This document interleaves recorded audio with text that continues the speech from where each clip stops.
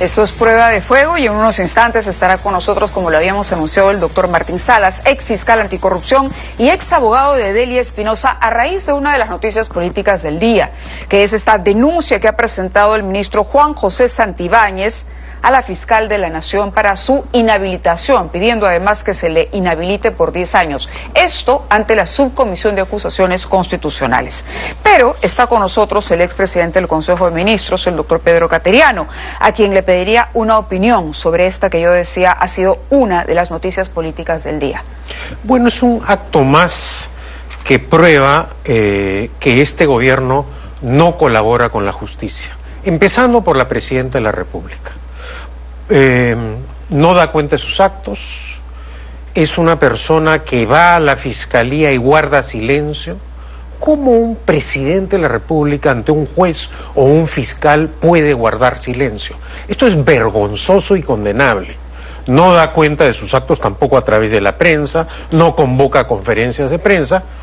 Y bueno, una decisión como esta, el ministro del Interior la tiene que haber conversado con la presidenta. No creo que alegremente una situación que afecta directamente la independencia de una institución como el Ministerio Público, el ministro haya tomado esta decisión. Hoy leía una columna, no recuerdo al autor, pero prometo citarlo, recordar porque la archivé, que hablaba justamente de la situación que estamos viviendo, porque la presidenta, si algo ha defendido cada vez que dice que llegaremos al 26 de julio de 2026 con ella en Palacio de Gobierno, ella habla mucho de la estabilidad, de que se requiere estabilidad.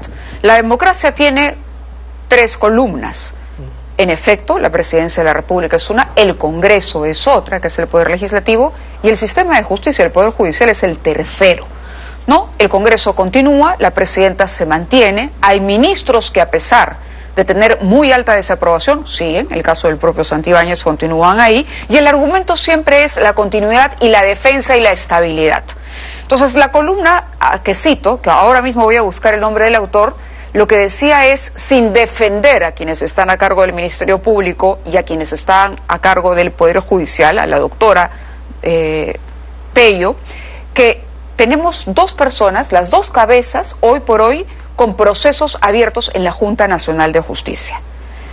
¿A qué reflexión debería llamarnos y cuán grave es que la Junta Nacional de Justicia, aparentemente, por casos que no ameritarían procesos disciplinarios tan graves o tan sumarios como los que se presentan, esté en este momento colocando en el banquillo de los acusados a estas 2 autoridades? Lo que pasa, Mávil, es que se ha roto el equilibrio entre los poderes del Estado.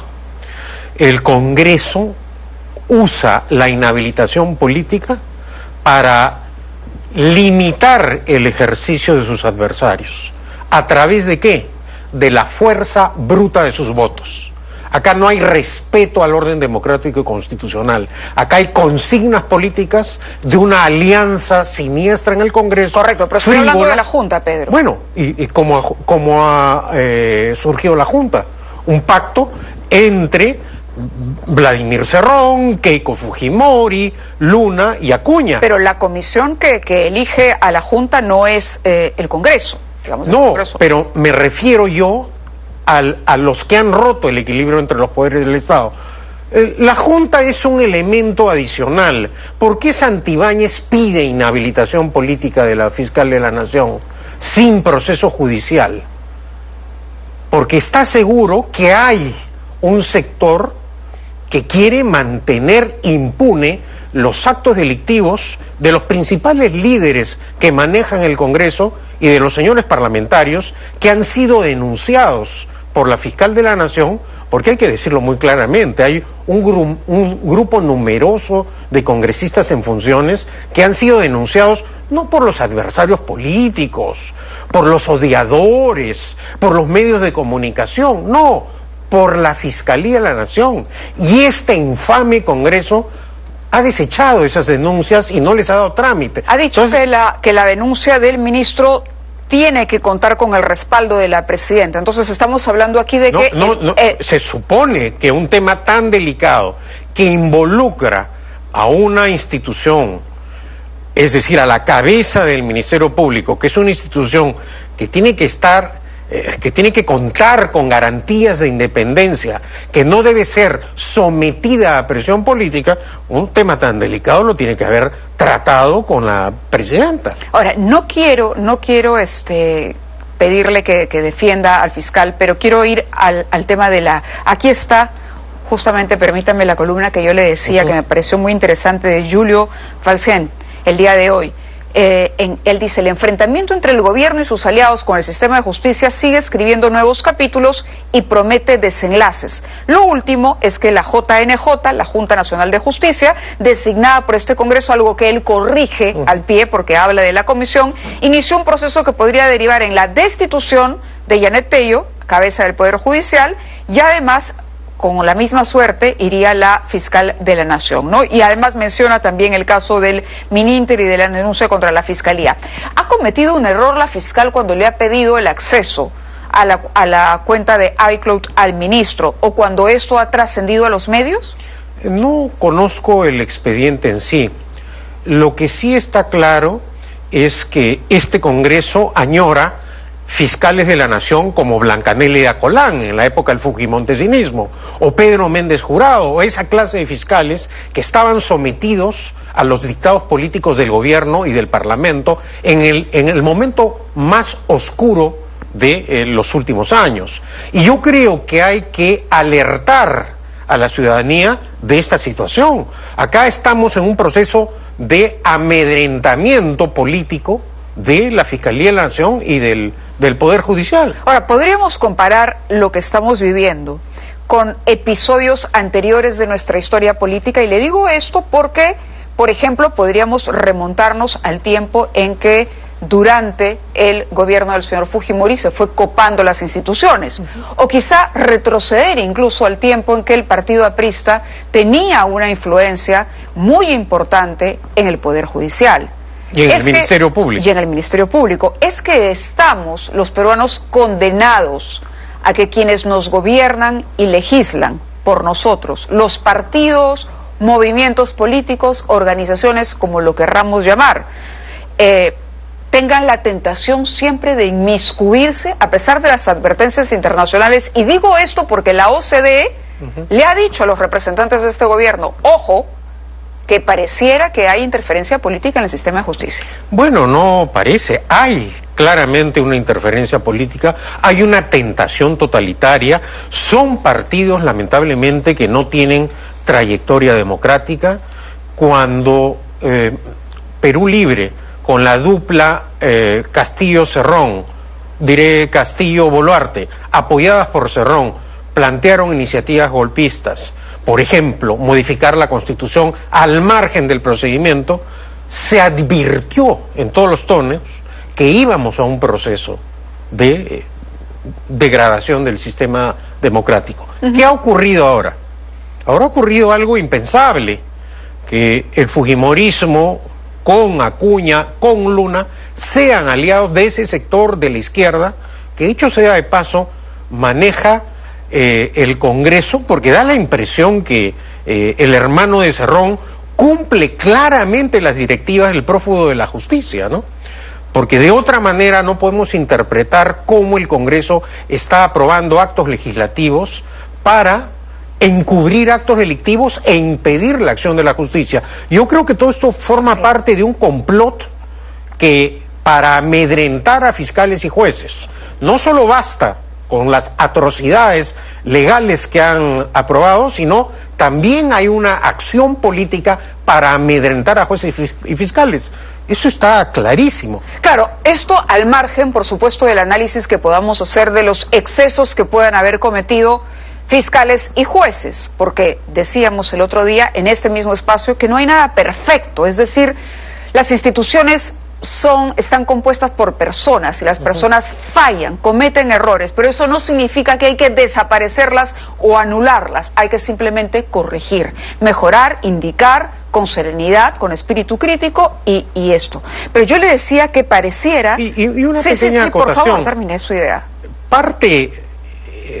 Hay una cuota de responsabilidad también en jueces y fiscales, es decir, no estamos ante instituciones que actúan ejemplarmente y dentro de los plazos de ley. Es decir, los propios fiscales y jueces están recibiendo de su propia medicina. ¿O le han dado herramientas? Bueno, pero estos jueces y fiscales también durante años han, por temor político, aceptado la presión o ha admitido denuncias falsas. Lo digo por experiencia vivida, ¿no? ¿Quién repara ahora a los militares, a los miembros del ejército, de la Fuerza Aérea, a los funcionarios del Ministerio de Defensa que cumplieron su labor y que solo por razones políticas de esta clase de partidos han perdido en muchos casos sus carreras, sus profesiones? Ahora, la propia Fiscalía y el propio Poder Judicial está viviendo en carne propia lo que significa el uso político dentro de la justicia, y eso es, la judicialización de la política ha ido inundando y afectando otros sectores, y esto indudablemente está afectando gravemente la institucionalidad democrática del país. Sí, vemos un enfrentamiento, como rescataba yo en esta columna.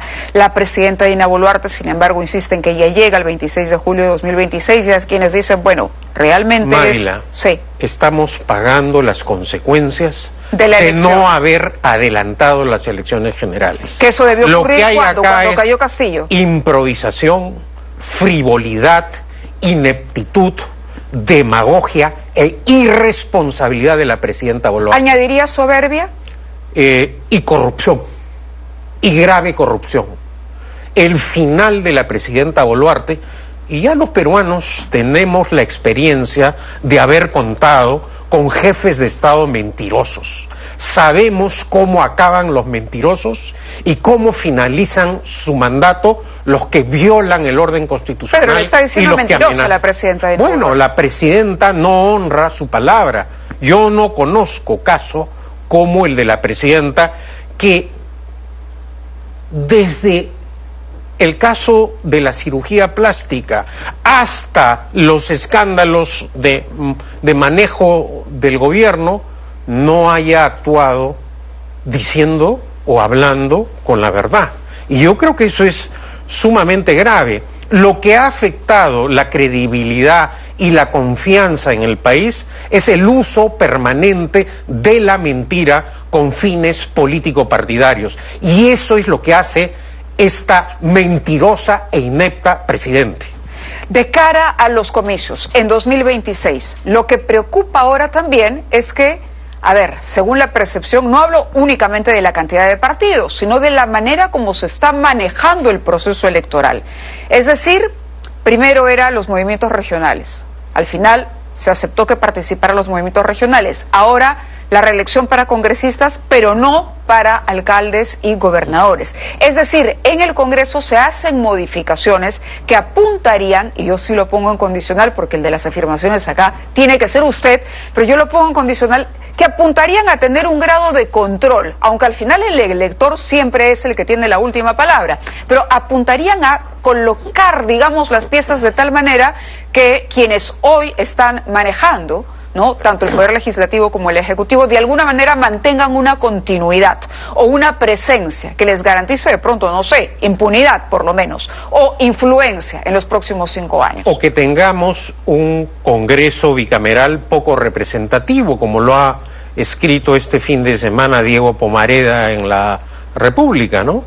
Entonces sí es una situación complicada, pero no hay que rendirnos, hay que dar la batalla. ¿Le pediría usted, por ejemplo, a Keiko Fujimori, después de haber escuchado a Valdemar Cerrón decir, a Fuerza Popular se le disciplina, en un audio, cuando hablaba de un proyecto de ley, el de los odontólogos, me parece que era para equiparar la tarea o el trabajo que hacen los odontólogos con el de los médicos, en un asunto de ese tipo, es decir, a Fuerza Popular se le disciplina, ¿le reclamaría a usted o le pediría, ya no digamos reclamar, pero pedirle a una lideresa de una bancada importante como es Fuerza Popular que se desmarque de Valdemar Cerrón? ¿Está a tiempo de hacerlo? Yo no le pediría absolutamente nada a Keiko Fujimori. Ella ha perdido una oportunidad, ha tenido la ocasión desde hace años de desmarcarse de las prácticas fujimontesinistas, pero veo que esa oportunidad la ha desperdiciado, ha persistido en el error, ha privilegiado sus intereses personales, partidarios y sus temores fiscales y judiciales. Y ha usado su poder político para limitar la acción de la justicia, para violar el orden constitucional. Y creo que a una persona que actúa de esa forma no se le puede pedir nada. Lo que hay que hacer es enfrentar este ejercicio abusivo del poder de este vergonzoso y nauseabundo Congreso. De acuerdo. Última pregunta, porque yo sé que me están jalando ya las orejas en Switcher porque nos gana el tiempo. De cara al 26, nuevamente, Rafael López Aliaga, ¿es una buena carta? La mejor carta es Rafael Belaúnde Llosa, presidente de Libertad Popular. De Libertad Popular. No, de Libertad Popular. Ese lapsus, tranquilo, por favor. Tranquilo. De Libertad Popular. Además, yo lo he sostenido en reiteradas oportunidades.